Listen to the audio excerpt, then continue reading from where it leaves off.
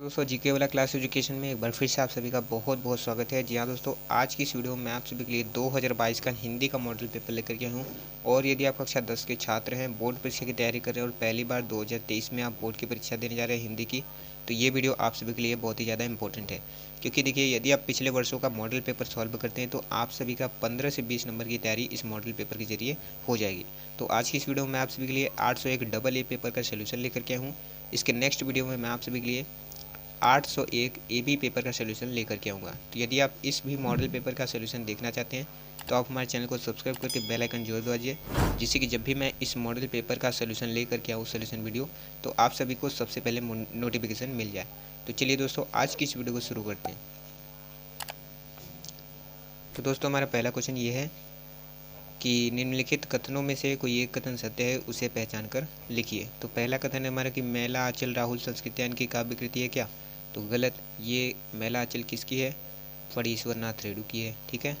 उसके बाद है दूसरा क्वेश्चन हमारा कि मुंशी प्रेमचंद का गोदान प्रसिद्ध उपन्यास है। तो ये आपका राइट आंसर हो जाएगा। मुंशी प्रेमचंद का गोदान प्रसिद्ध उपन्यासकार है। अब देखिए, मुंशी प्रेमचंद से याद आया कि मुंशी प्रेमचंद से संबंधित दो चार रचना ऐसे हैं जो बार बार एग्जाम में पूछे जाते हैं। तो कौन कौन सी रचना है? प्रसिद्ध उपन्यास है, यानी कि कर्मभूमि, रंगभूमि, गोदान गबन, ये 4-5 ऐसे रचना है जो प्रसिद्ध है। इनसे रिलेटेड कुछ ना कुछ बोर्ड परीक्षा में क्वेश्चन बनते ही हैं। ठीक है, तो आप इन चारों पाँचों को अच्छे से रचना तैयार कर लीजिए। ठीक है। उसके बाद क्या है कि देखिए, गुनाहों का देवता बाबू गुलाब राय की रचना है। गलत। ये किसकी है? धर्मवीर भारती की है। ठीक है। सुमित्रानंद पंत प्रसिद्ध उपन्यासकार हैं। गलत, बल्कि उपन्यासकार नहीं, कवि हैं। ठीक है। तो देखिए, इसमें से तो कथन एक ही सत्य है। ठीक है, लेकिन इस क्वेश्चन के जरिए आपका कितना क्वेश्चन तैयार हुआ? 4 क्वेश्चन। ठीक है। अब चलिए देखते हैं दूसरा क्वेश्चन क्या है। दूसरा क्वेश्चन ये है कि निम्नलिखित कृतियों में से किसी एक कृति के रचनाकार का नाम लिखिए। प्रतिशोध के रचनाकार कौन है? हरिकृष्ण प्रेमी। भूले बिसरे चित्र के रचनाकार कौन है? भगवती चरण वर्मा। उसके बाद है आवारा मसीहा के रचनाकार कौन है? विष्णु प्रभाकर। देखिए, आवारा मसीहा से संबंधित बहुत सारे क्वेश्चन बनते हैं बोर्ड परीक्षा में, तो बहुत सारे छात्रों को नहीं पता होता है कि आवारा मसीहा किसके है। विष्णु प्रभाकर की है। ठीक है। ठूठाम ठूठाम के रचनाकार कौन है? भगवत शरण उपाध्याय। देखिए, मैंने पेपर में ही पूरा आंसर लिख दिया है। इस वजह से लिखा है ताकि आपको भी अच्छे से क्लियर हो पाए। और यदि आप इस मॉडल पेपर को डाउनलोड करना चाहते हैं तो आप हमें टेलीग्राम पर फॉलो कर सकते हैं। वहाँ पर आप हमारे चैनल का नाम लिखिए, जीके वाला क्लास एजुकेशन, आपको लोगो मिल जाएगा। उस पर क्लिक करके आप चैनल के अंदर विजिट हो सकते हैं और वहीं से इस मॉडल पेपर को डाउनलोड कर सकते हैं। देखिए, क्या हुआ कि इस मॉडल पेपर में मैंने आंसर लिख दिया है। आप डाउनलोड करते हैं तो आपको कहीं इधर उधर ढूंढने की कोई आवश्यकता नहीं पड़ेगी। इस मॉडल पेपर के ज़रिए ही आप सभी का अच्छे से सोल्यूशन मिल सकता है। ठीक है। और जो सोल्यूशन मैंने नहीं लिखा है तो उसको मैंने वीडियो में बता रखा है, तो इसलिए आप हमें टेलीग्राम पर फॉलो जरूर से ज़रूर कर लीजिएगा। ठीक है। तो चलिए देखते हैं। अगला क्या है कि लहरों का राजहंस किस विधा पर आधारित रचना है? ये है नाटक विधा पर आधारित रचना है। ठीक है, लहरों का राजहंस। चलिए अब देखते हैं अगला क्वेश्चन। अगला क्वेश्चन है हमारा कि जय पराजय रचना के लेखक का नाम लिखिए। तो जय पराजय रचना के लेखक कौन है? उपेंद्र नाथ हस्के हैं। फिर उसके बाद हमारा अगला क्वेश्चन कि डॉक्टर राजेंद्र यादव की प्रतीक्षा किस विधा पर आधारित रचना है? ये है कविता और कहानी, दोनों ही विधाओं पर आधारित रचना है। ठीक है। उसके बाद है अगला क्वेश्चन हमारा कि रीतिकाल के 2 कवियों के नाम लिखकर उनकी एक एक रचना का नाम लिखिए। तो रीतिकाल के प्रसिद्ध कवि कौन कौन से हैं? बिहारी हो गए, केशव हो गए, भूषण हो गए। बिहारी की रचना क्या है? सतसई। केशव की रचना रामचंद्रिका और भूषण की रचना शिवराज भूषण। ठीक है। उसके बाद है हमारा अगला क्वेश्चन कि छायावादी युग की किन्हीं 2 प्रवृत्तियों का उल्लेख कीजिए। तो पहली प्रवृत्ति क्या है? रहस्यवादी भावना। दूसरी क्या है? सौंदर्य एवं प्रेम। ये हो गया आपका छायावादी युग की 2 प्रवृत्तियों का उल्लेख। ठीक है। अब देखिए, खुशबू के शिलालेख किस युग की रचना है? ये है नई कविता युग की रचना। और खुशबू के शिलालेख है किसकी रचना? ये है भवानी प्रसाद मिश्र की। अब देखिए, मैंने पेपर में ही आंसर लिख दिया इस वजह से, ताकि आप इस मॉडल पेपर को डाउनलोड करें तो आपको इधर उधर ढूंढना नहीं पड़ेगा। ठीक है। और जो मॉडल पेपर का यानी कि जो क्वेश्चन का आप सभी को सोल्यूशन नहीं मिलेगा तो आप इस वीडियो में अच्छे से देख सकते हैं सोल्यूशन। ठीक है। यानी कि दोनों तरीके से आप सभी को अच्छे से सुविधा मिल जाएगी। तो यदि आप इस मॉडल पेपर को डाउनलोड करना चाहते हैं तो आप हमें टेलीग्राम पर फॉलो करके वहाँ से आप हमारे चैनल को विजिट करके हमारे चैनल पर अच्छे से इस मॉडल पेपर को बहुत ही आसान तरीके से डाउनलोड कर सकते हैं। ठीक है, चलिए देखते हैं थर्ड क्वेश्चन। थर्ड क्वेश्चन क्या है हमारा कि निम्नलिखित गद्यांशों में से किसी एक के नीचे दिए गए प्रश्नों के उत्तर दीजिए।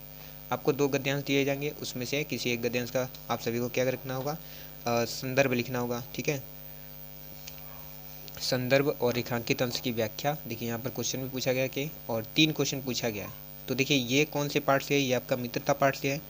ठीक है, तो आप संदर्भ क्या लिखेंगे कि प्रस्तुत, आप संदर्भ ये लिखेंगे कि प्रस्तुत गद्यांश हमारी पाठ्य पुस्तक हिंदी गद्य के मित्रता नामक पाठ से लिया गया है। इसके लेखक कौन है, आचार्य रामचंद्र शुक्ल जी हैं। आप इस तरीके से संदर्भ लिखेंगे। अब क्या है कि रेखांकित अंश की व्याख्या कीजिए। तो रेखांकित अंश क्या है, उच्च और महान कार्यों में इस प्रकार सहायता देना, मन बढ़ाना और साहस दिलाना कि तुम अपनी निजी सामर्थ्य से बाहर काम कर जाओ।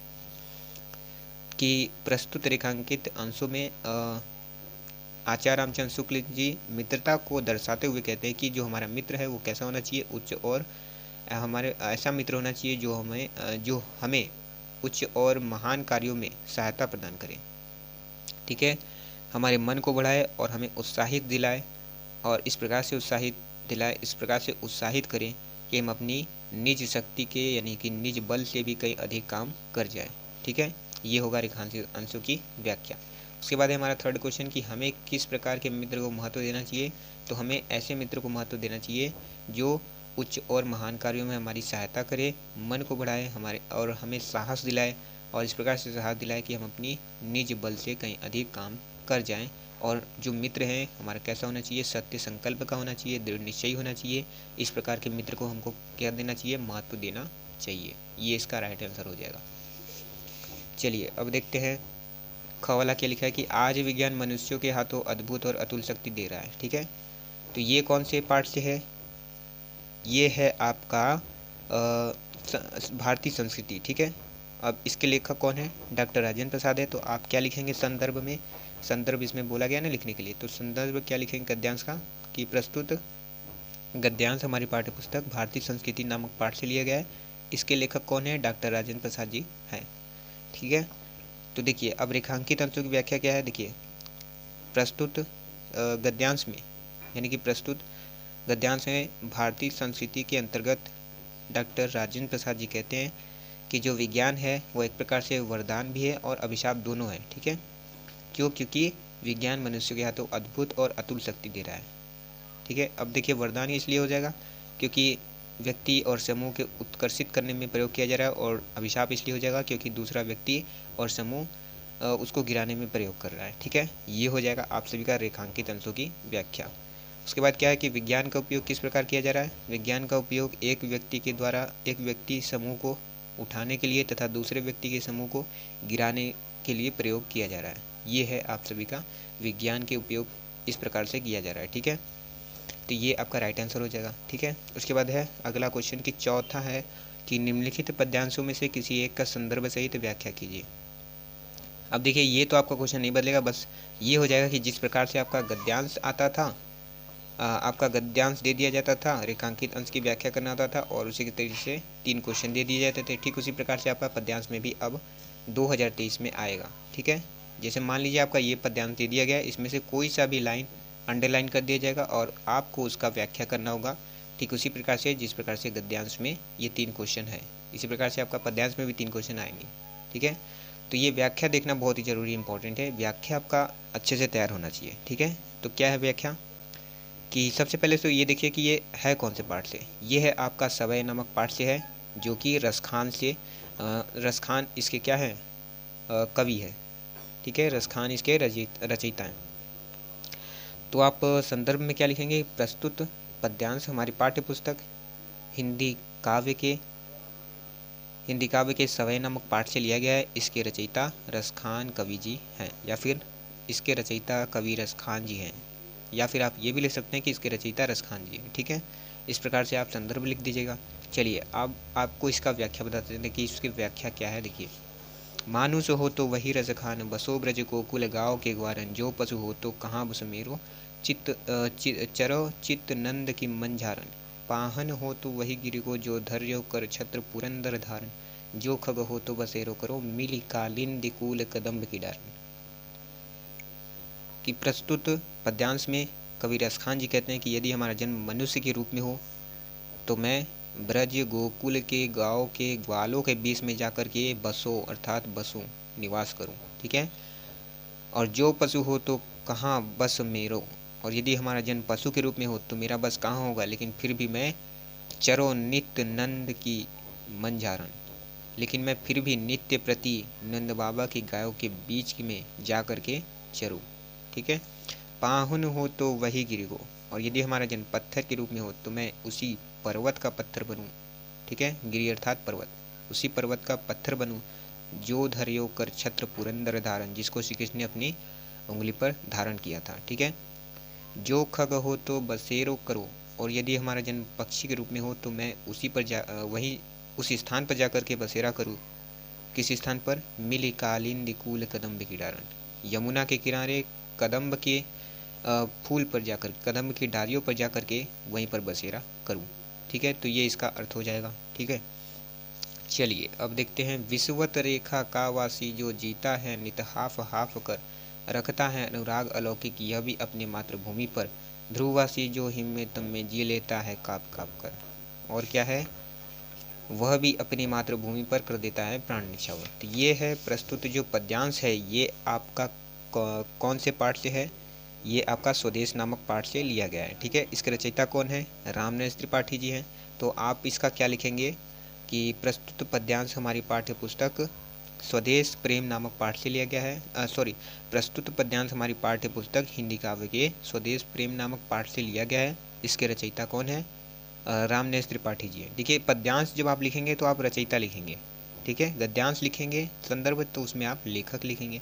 यहाँ पर गड़बड़ी मत कीजिएगा, क्योंकि बहुत सारे छात्र गड़बड़ी कर देते हैं, जिससे कि उनका संदर्भ वाला नंबर कट जाएगा यदि आप इस तरीके से गलती करते हैं तो। ठीक है। तो देखिए इसका व्याख्या क्या होगा कि विषुवत रेखा का वासी जो। ठीक है।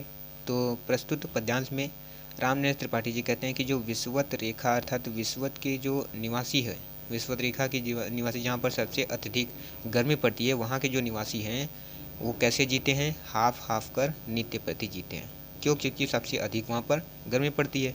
रखता है अनुराग अलौकिक, और वह अपने हृदय में क्या रखता है? अनुराग अर्थात प्रेम रखता है, अलौकिक प्रेम रखता है। किसके प्रति? यह भी अपनी मातृभूमि पर, अपने मातृभूमि के प्रति वह भी अपने हृदय में अलौकिक प्रेम रखता है। ठीक है। उसके बाद क्या है कि ध्रुववासी जो हिम्मत में जी लेता है काप काप पर, और जहाँ पर ध्रुव के निवासी हैं अर्थात सबसे जहाँ पर अत्यधिक ठंड पड़ती है, वह वहाँ के जो निवासी हैं वह भी ठंड में और अंधकार में काप काप कर जी लेते हैं। ठीक है। उसके बाद क्या है अगला अर्थ कि वह भी अपनी मातृभूमि पर कर देता है प्राण न्यौछावर, वह भी अपनी मातृभूमि पर अपने प्राण को न्यौछावर करने के लिए तैयार रहता है। ठीक है। तो ये होगा आप सभी के इसका व्याख्या। उसके बाद है क्वेश्चन नंबर 5। निम्नलिखित लेखकों में से किसी एक लेखक का जीवन परिचय तथा उनकी एक रचना का नाम लिखिए। तो आपको क्या क्या दिया गया? जयशंकर प्रसाद, राजेंद्र प्रसाद, भगवत सरोवर उपाध्याय। अब देखिए आपको जयशंकर प्रसाद, राजेंद्र प्रसाद की आपको रचना नहीं याद हो रही है। ठीक है। तो आप इन दोनों वीडियो को जरूर से जरूर देखिए, क्योंकि इन दोनों वीडियो में मैंने आप सबको बहुत आसान तरीके से ट्रिक के माध्यम से सभी रचनाएं याद कराया है। ठीक है। चलिए अब आगे देखते हैं कि निम्नलिखित कवियों में से किसी एक कवि का जीवन परिचय दीजिए तथा उनकी किसी एक रचना का नाम लिखिए। तुलसीदास, महादेव वर्मा, सुमित्रानंद पंत, सुभद्रा कुमारी चौहान। तो इसमें से देखिए तुलसीदास, महादेव वर्मा और सुमित्रानंद पंत, ये तीनों की भी आपको रचना नहीं याद है तो आप इन तीनों वीडियो को जरूर से जरूर देखिए, क्योंकि इन तीनों वीडियो में मैंने आप सभी को बता रखा है कि किस प्रकार से आप सभी बहुत ही आसान तरीके से ट्रिक के माध्यम से सभी रचनाओं को याद कर सकते हैं। ठीक है। तो चलिए अब देखते हैं अगला क्वेश्चन। तो छठवां क्वेश्चन है हमारा कि निम्नलिखित का संदर्भ सहित हिंदी में अनुवाद कीजिए। अब देखिए यहाँ पे आपका बदल गया है। अब पहले क्या होता था कि देखिए आपको गद्यांश और श्लोक में दोनों ऑप्शन करके दिया जाता है। जैसे देखिए ये है ऑप्शन करके दिया जाता था, लेकिन अब ऐसा नहीं होगा। आपको 2 गद्यांश दिए जाएंगे और 2 श्लोक दिए जाएंगे, दोनों में से आपको एक एक करना अनिवार्य है। ठीक है। तो ये भी आपके लिए बहुत ही महत्वपूर्ण हो जाता है इस संस्कृत का अनुवाद समझने के लिए। ठीक है। तो देखिए ये आपका पहले सबसे तो ये अनुवाद आपका कहाँ से आया है? देखिए इसका आप संदर्भ ये कौन से पाठ से आया है? ये आया है भारतीय संस्कृति से। ठीक है। जो कि संस्कृत में आपका तो अब क्या लिखेंगे संदर्भ में कि प्रस्तुत गद्यांश, ठीक है, प्रस्तुत गद्यांश संस्कृत खंड के भारतीय संस्कृति नामक पाठ से लिया गया है। ये आप लिखेंगे गद्यांश में, यानी कि संदर्भ में लिखेंगे, ठीक है। चलिए अब देखते हैं इसका अनुवाद कि क्या लिखा है कि अस्माकं संस्कृति सदा गतिशीला वर्तते, यानी कि जो हमारी संस्कृति है वो कैसी है, सदा के लिए गतिशील है। मानव जीवनम संस्कर्तुम, अर्थात मानव जीवन को संस्कारित करने के लिए ऐसा यथा समयम नवा विचारधाराम स्वीकरोति, यह जो समय है नए नए विचारधाराओं को स्वीकार करती है। नवाम शक्ति च प्राप्नोति, और नए शक्ति को प्राप्त करती है, ठीक है। अत्र दुराग्रह नास्ति, यहाँ दुराग्रह नहीं है, ठीक है। यत युक्त युक्तम कल्याणकारी च तदत्र सहर्षम गृहतम भवति, तो इसका अर्थ हो जाएगा कि जो कुछ है यत युक्तम, युक्त युक्तम अर्थात सही है, ठीक है, ठीक है, कल्याणकारी है, और च तदत्र, और यहाँ तदत्र मिस होता है यहाँ, ठीक है। सहर्ष माने हर्षपूर्वक, और गृहीतम माने ग्रहण करना, ठीक है। यहाँ पर हर्षपूर्वक ग्रहण कर लिया जाता है, भवती माने जाता है, ठीक है। तो यहाँ पर सहर्षपूर्वक ग्रहण कर लिया जाता है। एतस्या गतिशीलता रहस्यम, और इसकी गतिशीलता का रहस्य मानव जीवन के शाश्वत मूल्यों में निहित है। इतस्या गतिशीलता रहस्यम, यानी कि इसकी गतिशीलता का रहस्य मानव जीवन के शाश्वत मूल्यों में निहितम अर्थात निहित है। यद यथा सत्य से प्रति प्रतिष्ठा, यद अर्थात जो कि जैसे सत्य से प्रतिष्ठा, सत्य के लिए प्रतिष्ठित, सर्वभूतेषु संभाव, ठीक है। तो इसका अर्थ हो जाएगा सर्वभूतेषु अर्थात सभी प्राणियों में संभाव, समान भाव से, ठीक है, सभी प्राणियों के लिए समान भाव। विचारेषु औदार्यम, विचार के लिए कैसा होना चाहिए, विचार में उदारता होना चाहिए। आचार्य दृढ़ता चेती, माने आचार में कैसा होना चाहिए, दृढ़ता होनी चाहिए, और चेती माने इत्यादि, ठीक है। तो ये आपका अनुवाद हो जाएगा कौन से पाठ का, भारतीय संस्कृति पाठ का अनुवाद। चलिए अब देखते हैं अगला क्या लिखा है हमारा श्लोक क्या लिखा है कि सार्थ प्रवसतो मित्रम भार्या मित्रम गृहे सत आतुरस्य भिषक मित्रम दानम मित्रम मरिष्यत, ठीक है। तो ये आपका लिया गया है कौन से पाठ से लिया गया है, ये आपका लिया गया है कौन से, जीवन सूत्राणी नामक पाठ से लिया गया है। तो आप क्या लिखेंगे संदर्भ में कि प्रस्तुत श्लोक संस्कृत खंड के जीवन सूत्राणी नामक पाठ से लिया गया है, ठीक है। आप ये लिखेंगे संदर्भ में। चलिए अब इसका व्याख्या देखते हैं कि सार्थ प्रवस्तो मित्रम भार्या मित्रम गृहे सत आतुरस्य भिषगम मित्रम दानम मित्रम मरिष्यत। देखिए सार्थ माने साधन अर्थ यानी धन, ठीक है। तो प्रवसतो यानी कि प्रवेश का मित्र कौन होता है, धन होता है।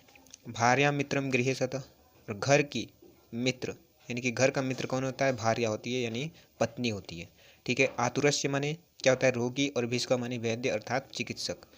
तो रोगी का मित्र कौन होता है, रोगी का मित्र कौन होता है, भिषक अर्थात ये चिकित्सक होता है, ठीक है। दानम मित्रम मरिष्यत, और मरने वाले का मित्र कौन होता है, दान होता है। तो ये आपका श्लोक का अनुवाद हो जाएगा।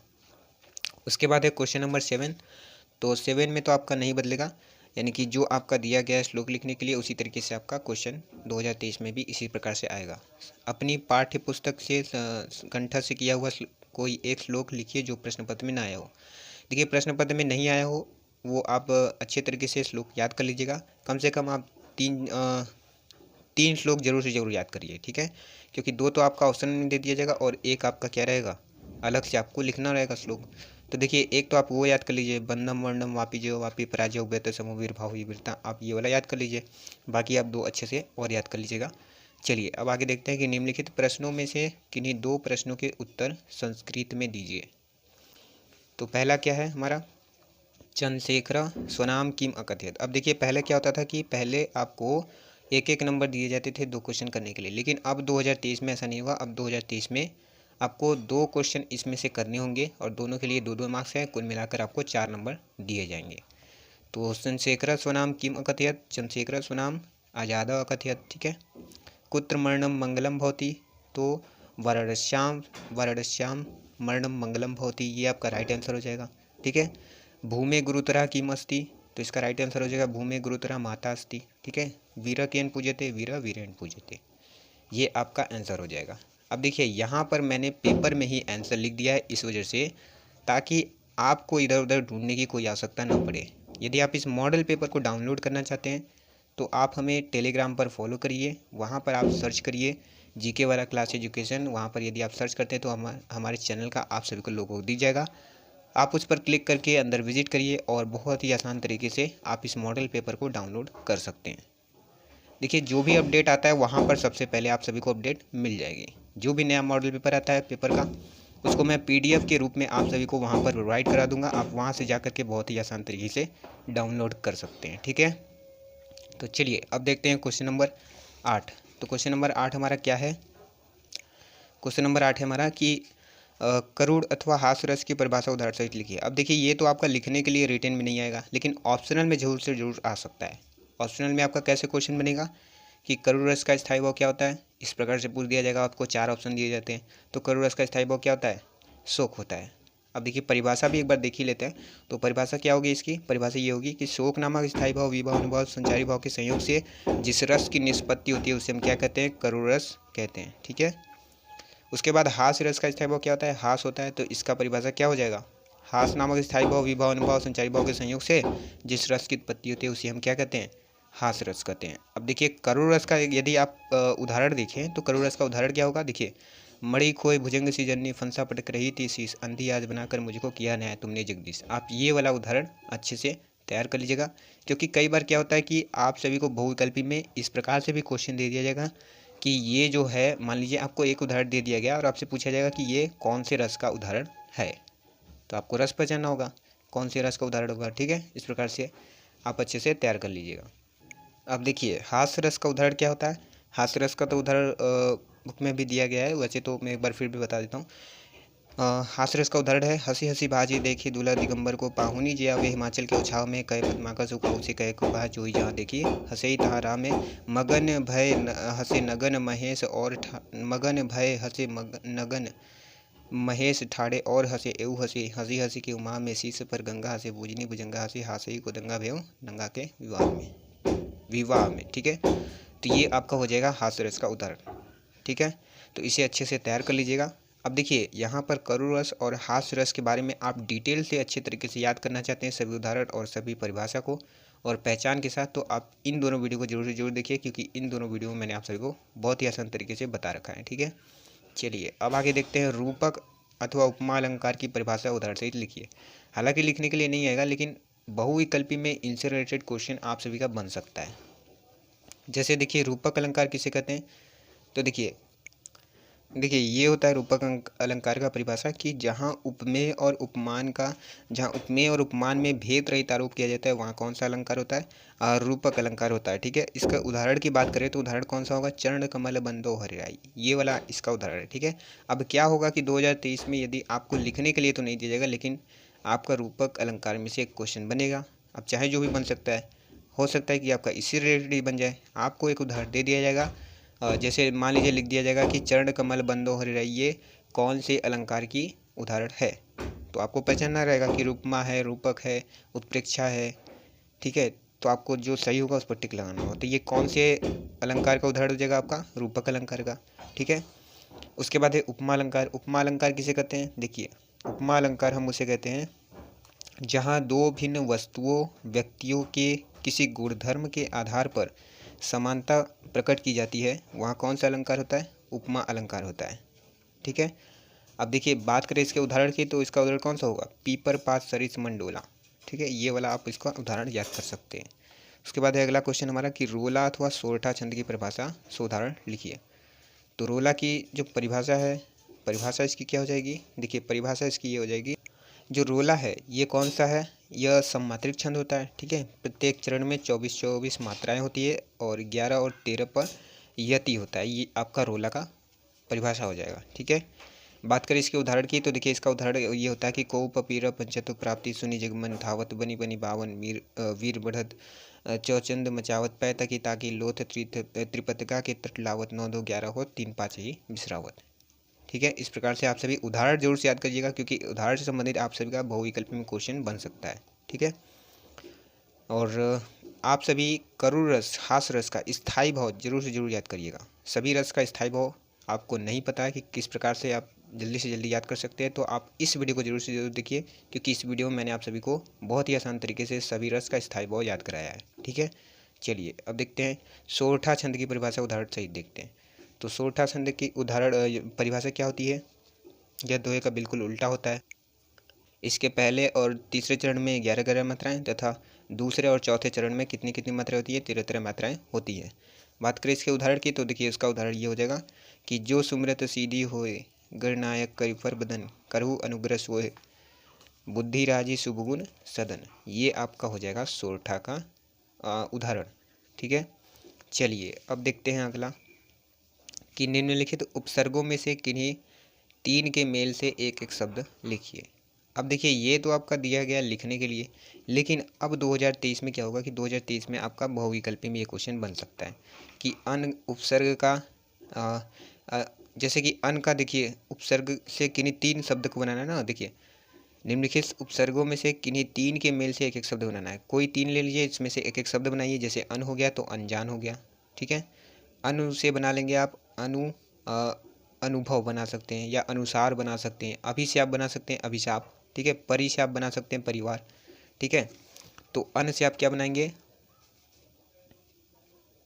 अन से आप बनाएंगे अनजान, ठीक है। अनजान बना देंगे, ठीक है। अनु से आप बना सकते हैं अनुसार बना दीजिए, ठीक है। अनुप्रास बना दीजिए। इस प्रकार से अभी से आप बना सकते हैं अभिशाप, ठीक है। परि से आप बना सकते हैं परिवार। देखिए मैंने पेपर में ही पूरा अच्छे से इसका आंसर लिख दिया, ताकि आप मॉडल पेपर डाउनलोड करेंगे तो आपको कहीं इधर उधर ढूंढने की आवश्यकता नहीं पड़ेगी। चलिए अब आगे देखते हैं। उसके बाद है सु। तो सु से आप क्या बनाएंगे? सु से आप सुधीर बना देंगे, ठीक है। बहुत सारे ऐसे शब्द हैं जिनको आप बहुत ही आसान तरीके से बना सकते हैं। अब देखिए क्या होगा कि 2023 में आपका यही क्वेश्चन दे दिया जाएगा, तो आपको बहुविकल्पी में दिया जाएगा। जैसे आपसे पूछा जाएगा कि अनजान का उपसर्ग क्या होगा, तो अन होगा, ठीक है। आपको ऑप्शन दे दिया जाएगा अन, अनु, ठीक है, अब, ठीक है। इस प्रकार से दे दिया जाएगा, अभी दे दिया जाएगा। तो इस प्रकार से जैसे कि अन दे दिया जाएगा, अनु दे दिया जाएगा, अभी दे दिया जाएगा। तो आपको जो सही होगा उस पर आपको टिक लगाना होगा, ठीक है। इस प्रकार से आपका बहुविकल्पी में क्वेश्चन बन सकता है इससे। चलिए अब देखते हैं कि निम्नलिखित में से किन्हीं 2 प्रत्ययों का प्रयोग करके एक एक शब्द बनाइए। जैसे त्व लिखा है, तो त्व से हम क्या बना लेंगे? त्व से हम बना लेंगे प्रभुत्व। त्व से हम क्या बना लेंगे? त्व से बना लेंगे हम प्रभुत्व, ठीक है। वा से बना लेंगे हम कड़वा, ठीक है। वट से बना लेंगे हम बनावट, ठीक है। आई से बना लेंगे हम परछाई, बहुत ही सिंपल है। पन से बना लेंगे हम अपनापन, गाढ़ापन, तीखापन। इस प्रकार से बहुत सा बना सकते हैं, ठीक है। तो चलिए अब अगला क्वेश्चन देखते हैं। अगला क्वेश्चन क्या है हमारा? अब देखिए ये भी आपका बहुविकल्पी में क्वेश्चन बन सकता है। क्वेश्चन इस प्रकार से बनेगा कि पहले तो आपका ये दिया कि निम्नलिखित में से किन्हीं 2 प्रत्ययों का प्रयोग करके एक शब्द बनाइए। तो आपका क्वेश्चन ये बन सकता है कि प्रभुत्व में कौन सा प्रत्यय है? त्व, वा, वट आपको ऑप्शन दे दिए जाएंगे, तो जो होगा इसका राइट आंसर क्या हो जाएगा? त्व हो जाएगा, क्योंकि त्व आपका लास्ट में है प्रभुत्व, ठीक है। तो इस प्रकार से आपका बहुविकल्पी में क्वेश्चन बन सकता है। उसके बाद देखिए अगला क्वेश्चन क्या है आपका? निम्नलिखित में से किन्हीं 2 के समास विग्रह कीजिए। जैसे लिखा है दोपहर, तो दोपहर का क्या हो जाएगा? ये आपका हो जाएगा द्विगु समास। कौन सा समास है ये आपका? द्विगु समास। आप इसको समास विग्रह कैसे करेंगे? 2 पहरों का समूह, 2 पहरों का समूह, ये आपका हो जाएगा समास विग्रह। और इसका समास का नाम क्या हो जाएगा? द्विगु समास, ठीक है। उसके बाद चौराहा लिखा है, तो 4 राहों का समूह, 4 राहों का समूह। उसी प्रकार से ये भी आपका क्या हो जाएगा, द्विगु समास हो जाएगा। ठीक है, त्रिकोण में आप सभी का क्या हो जाएगा, ये भी आप सभी का द्विगु समास हो जाएगा। ठीक है, इसका भी आप बनाएंगे तीन कोणों का समूह, तो क्या हो जाएगा आपका, तीन कोणों का समूह, ये आपका हो जाएगा। ठीक है, देश विदेश, ये कौन सा है समास, ये आपका है द्वंद्व समास। देश विदेश अर्थात देश और विदेश। ठीक है, इस प्रकार से आपका होगा। खरा और खोटा, ये भी आपका द्वंद्व समास है। ठीक है, और ये भी आपका कैसा है, कौन सा समास है, द्वंद्व समास है। और इसको आप क्या लिखेंगे, खरा, खरा खोटा लिखा है तो आप क्या लिखेंगे, खरा और खोटा, ये इसका हो जाएगा समास विग्रह। उसके बाद माता पिता लिखा है तो ये भी आपका हो जाएगा द्वंद्व समास, माता और पिता हो जाएगा आपका, तो आप लिखेंगे माता और पिता, तो ये हो जाएगा आपका। अब हो सकता है कि ये आपका बहुविकल्पी में आपका क्वेश्चन बन सकता है इससे रिलेटेड। ठीक है, तो चलिए अब आगे देखते हैं अगला क्वेश्चन।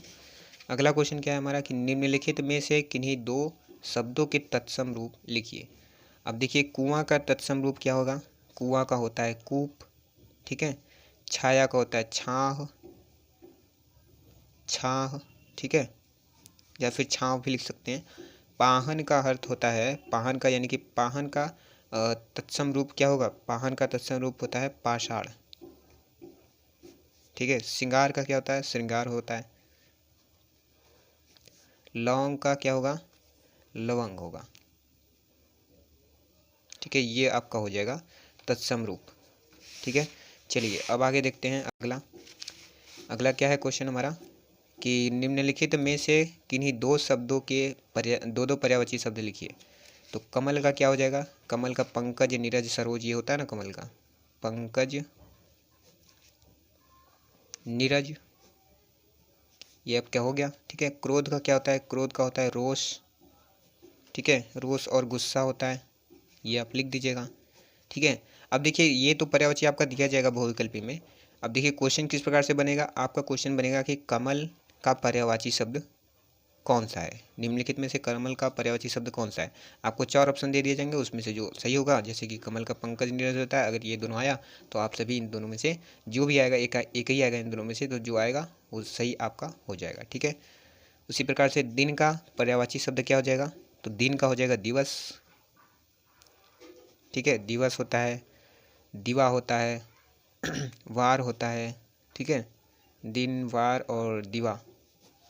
उसके बाद नदी का पर्यायवाची शब्द क्या होता है, नद नदिया, नद नदिया और सरिता, ये होता है आपका नदी का पर्यायवाची शब्द। पक्षी का पर्यायवाची शब्द क्या होता है, पक्षी का पर्यायवाची होता है खग और विहंग, ये आपका हो गया पक्षी का पर्यायवाची शब्द। तो इस प्रकार से आप इस क्वेश्चन को भी अच्छे से तैयार कर लीजिएगा। देखिए, इस मॉडल पेपर में ही मैंने पूरा आंसर लिख दिया है, और आप इस मॉडल पेपर को डाउनलोड कर सकते हैं पीडीएफ के माध्यम से। आप हमारे चैनल के टेलीग्राम पर ज्वाइन होकर के आप इस मॉडल पेपर को अच्छे से डाउनलोड कर सकते हैं, बहुत ही आसान तरीके से। ठीक है, आपको इधर उधर देखने की कोई आवश्यकता नहीं पड़ेगी, क्योंकि ऑलरेडी मैंने यहाँ पर पेपर में ही पूरा सोल्यूशन लिख दे रहा हूँ। ठीक है, चलिए अब आगे देखते हैं कि निम्नलिखित में से किन्हीं दो में संधि कीजिए तथा संधि का नाम भी लिखिए। तो क्या है, देखिए मनुधन अंतर, तो ये हो जाएगा मनवंतर, मनवंतर। ठीक है, मनवंतर हो जाएगा। और ये कौन सा संधि है, ये है आपका यड़ संधि। ठीक है, उसके बाद है आदि धन अंत, अद्यांत। ठीक है, क्या हो जाएगा, अद्यांत। और ये भी कौन सा है आपका, यड़ संधि है। ठीक है, उसके बाद इति धन उक्त्वा, इत्युक्त्वा, क्या हो जाएगा, इत्युक्त्वा। और ये भी कौन सा संधि है आपका, यड़ संधि, ये भी है। पितृधन आकृति, तो इसका क्या हो जाएगा, पित्राकृति। ठीक है, पित्राकृति, पित्राकृति, ये भी कौन सी संधि है आपकी, यड़ संधि है। ठीक है, आपके सिलेबस में भी यड़ संधि ही आएगा। ठीक है, आपको नहीं पता कि सिलेबस में क्या क्या दिया जाएगा, तो आप इस वीडियो को जरूर से जरूर देखिए, क्योंकि इस वीडियो में मैंने भी आप सभी को बता रखा है कि कौन कौन सा आपको पढ़ना है पार्ट, कौन कौन सा आप सभी को पार्ट नहीं पढ़ना है। ठीक है, चलिए अगला क्वेश्चन है हमारा कि निम्नलिखित शब्दों के पंचमी विभक्ति द्विवचन का रूप लिखिए, जैसे मति, नदी, फल, मधु। मति, नदी, फल, मधु का ये आपको जरूर से जरूर तैयार कर लेना है, क्योंकि देखिए इनसे रिलेटेड आप सभी का बहुविकल्पी में क्वेश्चन बन सकता है। ठीक है, तो मति का पंचमी विभक्ति द्वितीय वचन का रूप कौन सा होगा, इसका हो जाएगा मतिभ्याम। ठीक है, क्या हो जाएगा, मतिभ्याम। ठीक है, नदी का नदीभ्याम, नदीभ्याम। ठीक है, उसी प्रकार से फल का फलाभ्याम, फलाभ्याम। मधु का मधुभ्याम। ये हो गया पंचमी विभक्ति का द्वितीय वचन का रूप। ठीक है, उसके बाद है अगला क्वेश्चन हमारा कि निम्नलिखित में से किन्हीं दो की धातु लकार पुरुष तथा वचन के रूप लिखिए। तो ये लिखने वाला आप सभी का नहीं आएगा, इसको वैसे भी एक बार आप देख लीजिएगा, हो सकता है कि ये आप सभी का शायद बहुविकल्प में क्वेश्चन बन जाए कि पठिष्यामि। ठीक है, हस्वा और हसेयु, अपठत। ठीक है, आपका बन जाएगा क्वेश्चन में, आपका क्वेश्चन इससे भी रिलेटेड बन सकता है। क्वेश्चन किस प्रकार से बनेगा, देखिए आपका क्वेश्चन इस प्रकार से बन सकता है कि जैसे अपठत लिखा है तो अपठत से संबंधित क्वेश्चन बनेगा कि अपठत धातु का वचन एवं पुरुष है। तो पहला ऑप्शन आपको दे दिया जाएगा, मान लीजिए द्विवचन प्रथम पुरुष, और दूसरा दे दिया जाएगा आपको प्रथम पुरुष एक वचन, तीसरा दे दिया जाएगा उत्तम पुरुष बहुवचन, और चौथा दे दीजिएगा मध्यम पुरुष द्विवचन। ठीक है, इस प्रकार से आपका दे दिया जाएगा, तो आप सभी का जो सही आंसर होगा उस पर आप टिक लगा देंगे। तो इस प्रकार से इससे रिलेटेड क्वेश्चन बन सकता है, आप इस क्वेश्चन को अच्छे से तैयार कर लीजिए। पठ, हस और लिख धातु का रूप। ठीक है, तो चलिए अगला क्वेश्चन देखते हैं। तो देखिए अगला क्वेश्चन है हमारा कि निम्नलिखित में से किन्हीं दो वाक्यों का संस्कृत में अनुवाद कीजिए।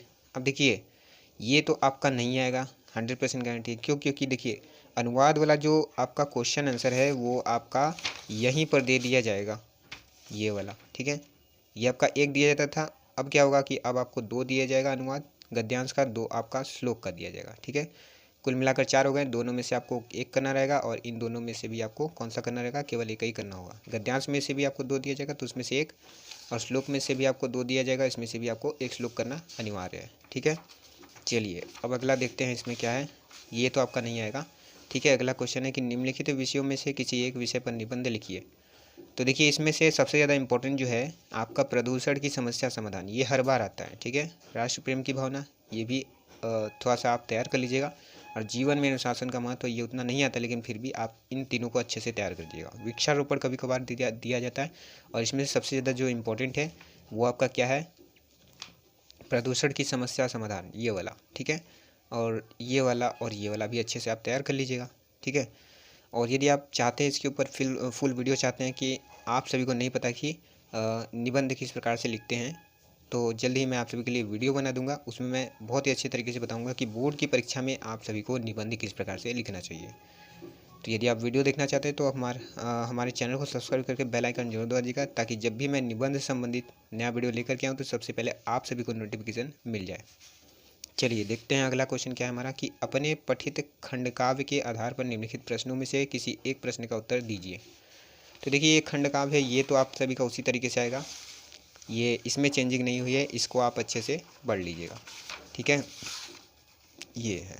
ठीक है, अब देखिए यहाँ पर सबसे एक बात तो जानने वाली ये है कि देखिए बहुत सारे छात्रों को नहीं पता होता है कि मुझे कौन सा खंडकाव्य करना है। ठीक है, आप ये देखिए जो खंडकाव्य होता है ये जिला वाइज होता है, आप जिस जिले में रहेंगे आप उसी जिले का खंडकाव्य करेंगे। ठीक है, यदि आपको नहीं पता कि आपको कौन सा खंडकाव्य करना है तो आप इस वीडियो को ज़रूर से ज़रूर देखिए, क्योंकि इस वीडियो में मैंने आप सभी को बता रखा है कि आप कौन से ज़िले में हैं तो आपको कौन सा खंडकाव्य करना होगा। ठीक है, यदि आप दूसरा खंडकाव्य करते हैं तो आपका नंबर कट हो जाएगा, तो इसलिए आप उस वीडियो को ज़रूर से ज़रूर देखिए, और यदि आप उस वीडियो को देखते हैं तो आपका क्लियर हो जाएगा कि आप कौन से ज़िले में हैं और आपको कौन सा खंडकाव्य करना होगा। ठीक है, तो दोस्तों आप सभी को यह वीडियो कैसा लगा, और यदि आप इस मॉडल पेपर का PDF फाइल डाउनलोड करना चाहते हैं तो आप मुझे टेलीग्राम पर फॉलो करके वहाँ पर आप हमारे चैनल का नाम सर्च करिए, और हमारे चैनल पर आप सभी का हमारे चैनल का लोगो आप सभी को दिख जाएगा, तो उस पर आप क्लिक करके हमारे चैनल पर विजिट कर सकते हैं और वहीं से आप इस मॉडल पेपर का PDF फाइल डाउनलोड कर सकते हैं बहुत ही आसान तरीके से। ठीक है, तो दोस्तों आप सभी को ये वीडियो कैसा लगा ये हमें कमेंट बॉक्स में ज़रूर बताइएगा। इसके नेक्स्ट वीडियो में मैं आप सभी के लिए 801 AB का पेपर का सोल्यूशन लेकर के आऊँगा, इसलिए हमारे चैनल को सब्सक्राइब करके बेल आइकन जरूर दबा दीजिएगा। तो दोस्तों मिलते हैं एक और नई वीडियो के साथ।